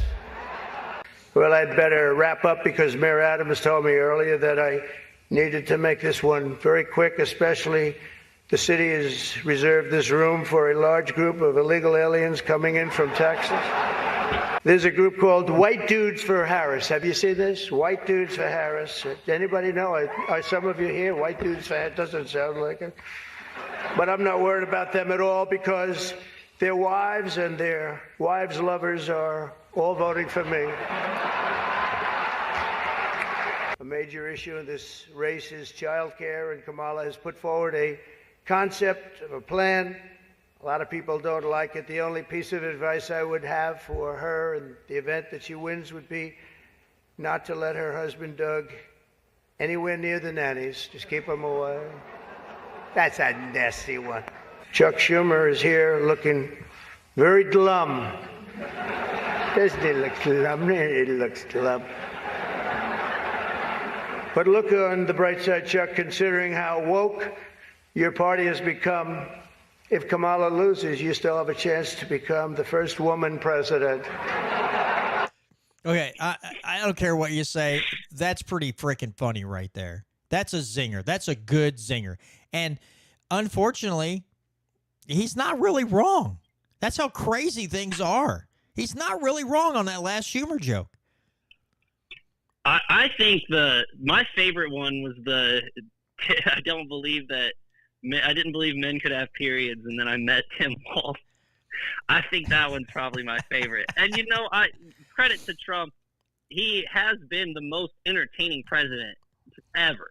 I mean, he probably will be for a very long time until someone unless another famous person who's funny becomes president. Like all of the politicians we have in America, they're all fairly square, whether you agree with some of their policies or not. But Donald Trump is pure entertainment. So if we're gonna pick someone to win between Kamala Harris and Trump, for a plethora of reasons, I want Trump to win. But for one of the big ones actually is the entertainment value you get out of Trump being president. I mean, just he's so unhinged sometimes. It's comedy gold. It truly is. And Catherine Dreyer is in the house. Good to see you, Catherine. Welcome to the show. And don't worry about being late. I'm happy that you are here, Miss Dreyer. It's funny because Trump will just slip up and say the thing that he probably shouldn't say. And you know exactly where he's coming from because he'll just say it. So even as unhinged as it is, you'll get more truth out of him when he slips up than you will get out of most any other politician. The only other one that I've seen that was really quick-witted Now, this isn't going back along, but Reagan in his day could really there's a clip of him and he's debating I can't remember who he's debating. Dang it, slipped my mind. But anyway, the moderator asks him about his age. And he says, I won't bring up, if you don't bring up if you don't bring up my age or how experienced I am, then I swore that I won't bring up the inexperience and youth of my opponent. And it just won the crowd over. And then after his assassination attempt, he's at this huge thing and he's talking away and a balloon pops in the crowd and he pauses for a second and goes, missed me, and then continues on. And it's just epic. The whole place goes nuts. So Reagan was really quick-witted back in his day as president and even as governor and as he's campaigning for president. You had to give it to him. Now, Reagan did a few good things, and he did a lot of the size of government grew under Reagan. Now, here's the funny thing. Sometimes unfortunately, sometimes when we look at today's world, today's political world, sometimes it's like, oh, God, it'd be great just to go back and have Reagan as a president instead of, these nitwits that we have now, because at least then it wasn't as unhinged as it is now. And, that's kind of sad because I think anybody past Calvin Coolidge grew government. Coolidge was the last good president this country had. I think I'm almost 100% sure that several weeks ago I think I still have it bookmarked on X. I got a lot of bookmarks, but I had one it's a very short statement from Calvin Coolidge. Let me see if I can find it. Good Lord. It goes back a ways, let me tell you. Oh, here it is. Let me pause it, and then I'll bring up the audio again. Oh, wait. Why isn't it playing through the board? Let me try it again. Maybe because I didn't. Let me see if this will play. I want the people of America to be able to work less for the government and more for themselves. I want them to have the rewards of their own industry. This is the chief meaning of freedom. Until we can reestablish a condition under which the earnings of the people can be kept by the people, we are bound to suffer a very severe and distinct curtailment of our liberty. So he basically says until the people can keep all their money, we will suffer a great curtail of our liberty. And he basically said, I want the people to keep their money. I want them to enjoy the gains of their industry. I think that Calvin Coolidge was the last great president that we had. And after that, it's just kind of been a downhill slide. But, very downhill. Yeah. And it doesn't matter. It seemed to matter who gets into office. Yeah, if a Republican gets in, you're going to hell at 80 miles an hour. And if a Democrat gets in, you're going at 100 miles an hour. The destination's still the same. We're not trying to turn the vehicle around and go anywhere. Catherine Dreher makes a great point. It said it shouldn't be Lincoln days, though fitting for the GOP. We should have Coolidge days, but there's no party that could claim that. Not today's party. Can you imagine? Maybe that's something we should start. Maybe we should start a thing and we just have Coolidge Day.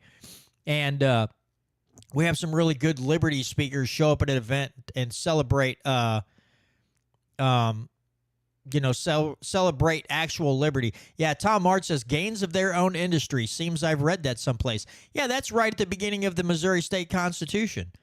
Life, liberty, the pursuit of happiness, and the enjoyment of the gains of their own industry.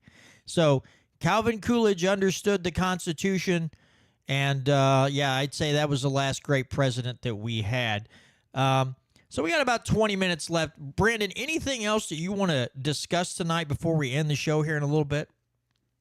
Yeah, just couple interesting things I saw. North Korea is sending troops on the ground to Russia to fight against the Ukraine.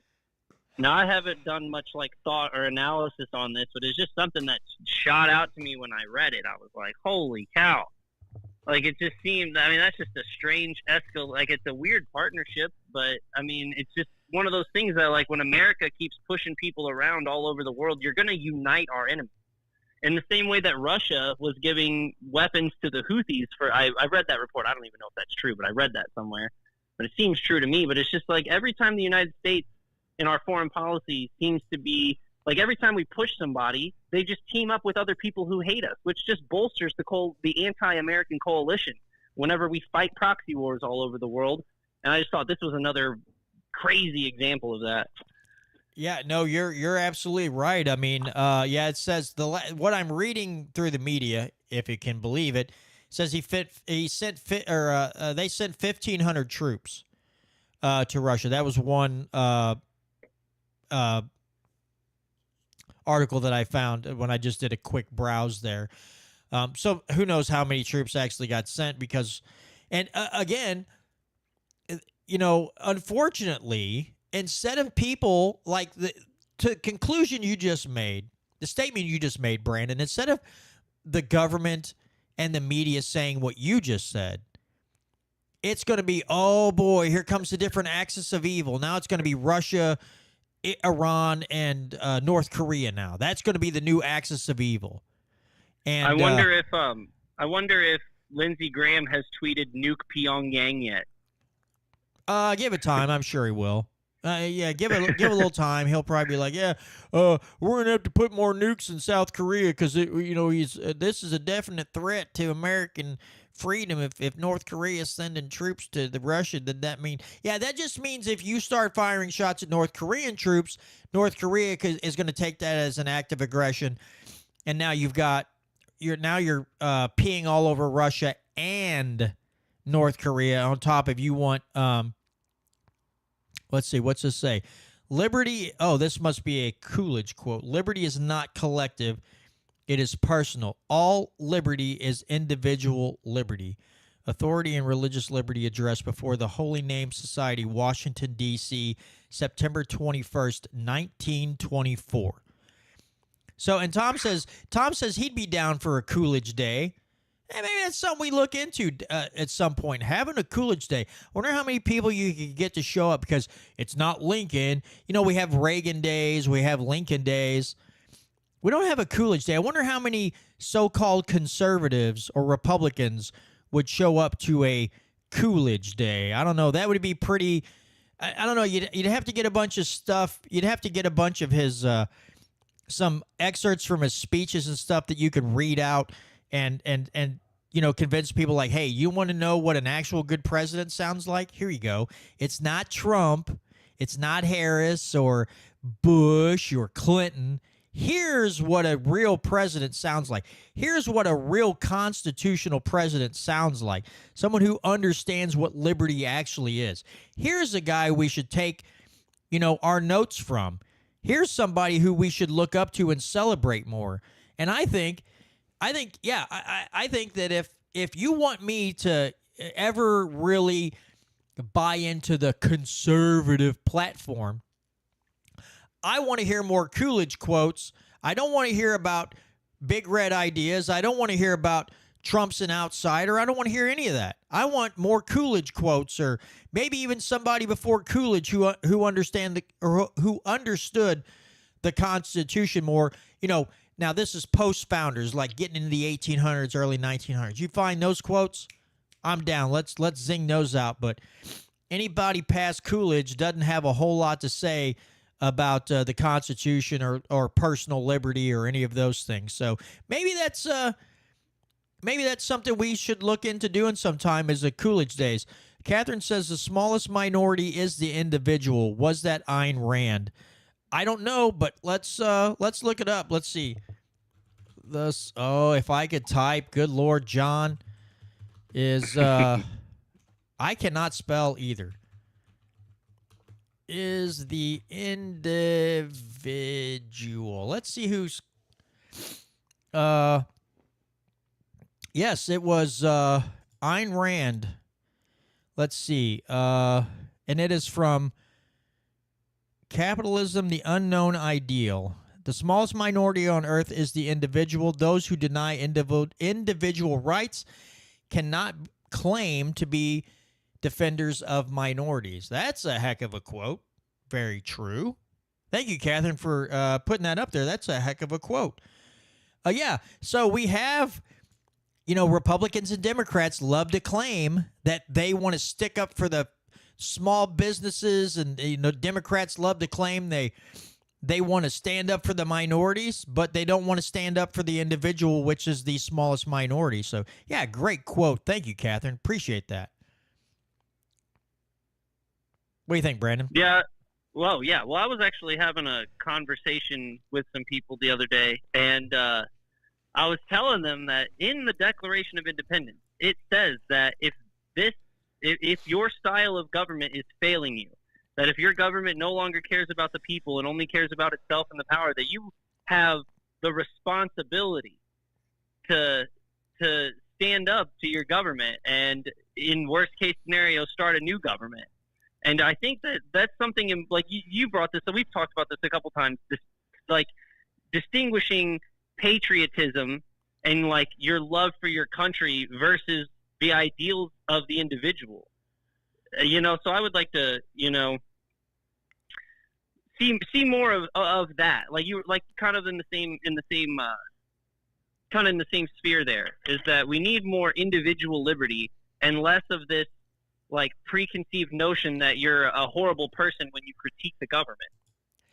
Yeah, I got to look this up because I can't remember the actual name. I heard it on Tom Woods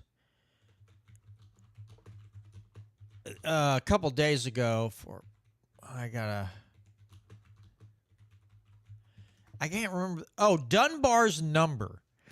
So there's a British anthropologist, Robin Dunbar, who found a correlation between primate brain. So he measures their brain pan, their brain size, and then he crunched numbers and found an average social group size.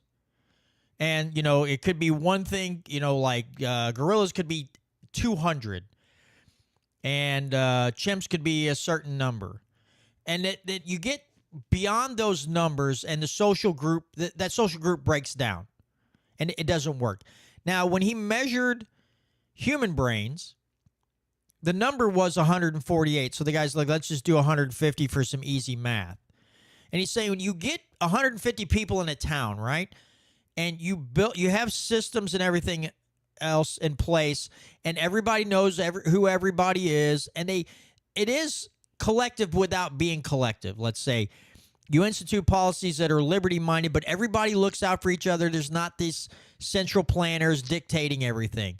But once you get past that 148 number and you double that, things break down. So it's an interesting thought experiment to go, okay, what happens if we were to balkanize more in this country, and then somebody just said, all right, you wouldn't want to mandate it, but you could look at towns that had around 100 to 150 people. And then you look at towns that had 300 people, and you looked at how their systems ran, how the people got along, and to see, does that number, that size, 148, 150, is there some kind of harmony there where everybody seems to get along, things work out well? Again, there's not central planners and all this taxation and everything else. It's just people coming together. They're going to work. They're doing their thing, but they look out for each other. They take care of each other, and there's not welfare programs and this social program and these things. And they can all just kind of live and coincide peacefully without all the conflict and the stupidity. It's an interesting thought experiment. Because when you sit down and you think about it, you get into these big cities, and he gave the example, like say you had a country in Europe and they have something similar to a single payer system. He said you can go to any country in Europe, and he's done this apparently, and they have certain healthcare systems or something set up, and so seemingly they think it works great for their country that they're in.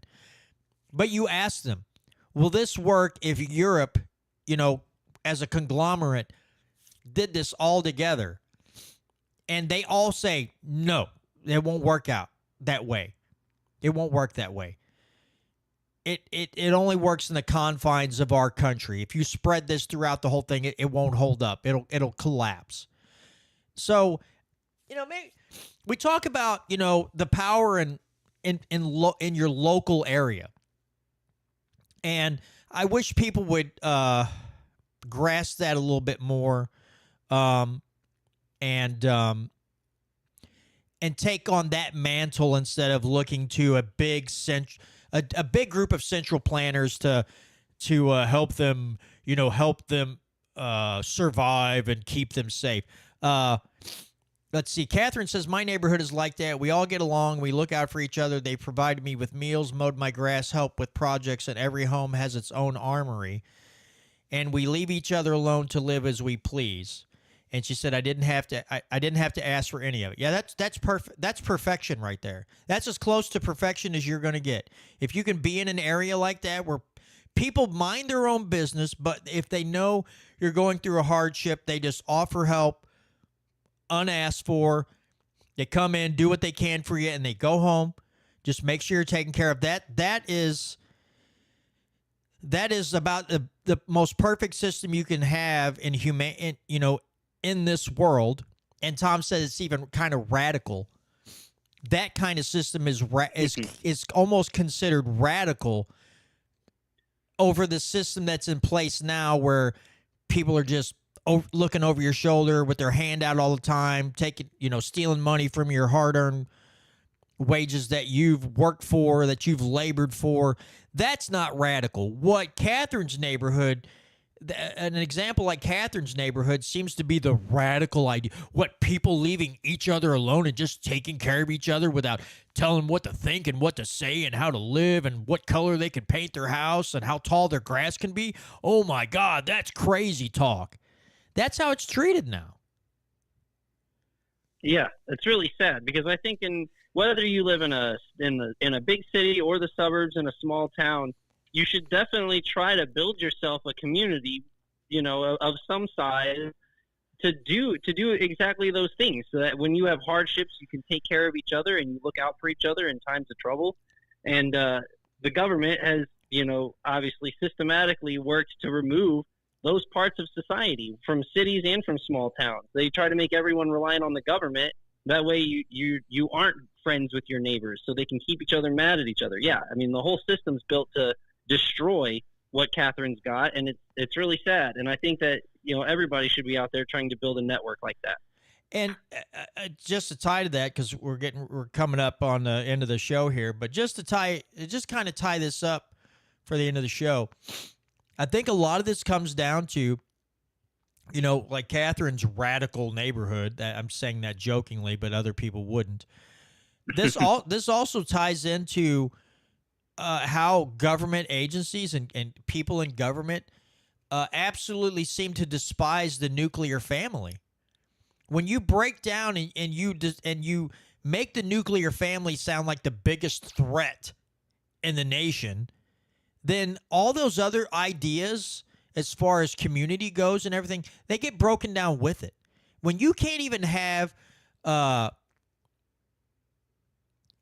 you can't even have a family, just a normal family, like a husband, a wife, and two kids, and the parents are working, the kids maybe go to public school or whatever, but they're just doing their thing. They're not hurting anybody. The government can't stand that. They can't stand just a normal family that's not indoctrinated and parroting all the narratives, and they hate that. But when you dissolve that, it also affects that affects the way you treat other people that want to live that way. You look at them as crazy, and you lose the neighborliness of the thing.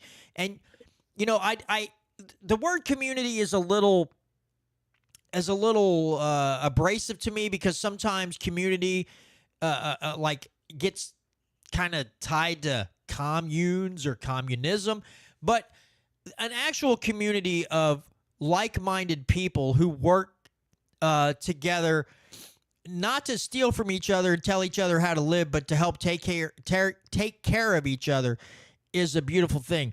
Oh, and let's see, Tom Martz has another. This is a great quote from Calvin Coolidge. Perhaps one of the most important accomplishments of my administration has been minding my own business. Now that is a quote that that's a presidential quote that we should absolutely celebrate. Again, okay, folks, I'm going to do this one more time, and then I'll also put it in the, let me go back to Printify, and I'm going to get the link up again for the T-shirts that Brandon has so graciously put up. Again, folks, if you would, I'm going to pull them up again. So we're towards the end of the show here, so everybody can see them again. Let me get the display capture up. So yeah, again, this first one, assault weapons ban, introducing the semi-automatic hole punch. So that's one that Brandon has done such a good job. And then, okay, why are you being so stupid? I want to blow it up here so everybody can see it. So yeah, this one I absolutely love, though, the Ron Paul one.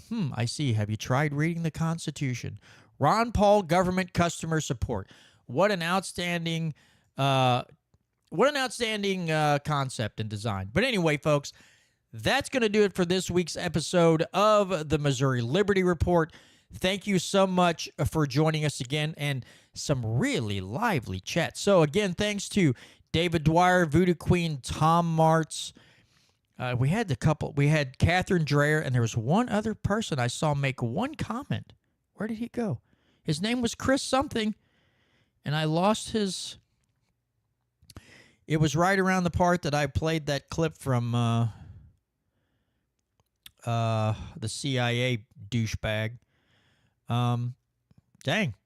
Somewhere I lost the dude's name. Anyway, Chris McGee was also in here. Oh, Andy Maidment was in here as well, too. He had one comment towards the beginning of the show. So thanks to all of you in the live chat that kept it lively with a lot of great quotes and everything else, some Calvin Coolidge stuff. Keep that in the back of your minds, folks. I am not a great organizer. If you look at my life, you can tell that I am not a great organizer. If you look at this show sometimes, you definitely tell I'm not a great organizer. But let's keep this all in the back of our minds that maybe one day we just come together and we do a Coolidge Day. And we try to find some, heck, we get Tom Martz and Catherine Dreyer to show up and speak. Brandon could come down and speak, and we get some liberty lovers to talk about actual liberty and do a Coolidge Day type of thing.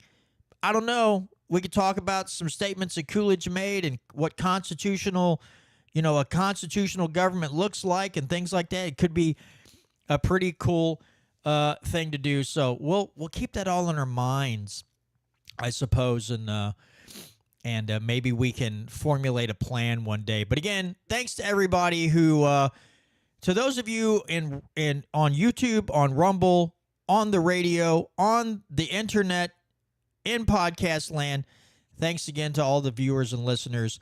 Couldn't do this without you. Have a great night, everybody, and we'll see you next Friday right here on the Missouri Liberty Report.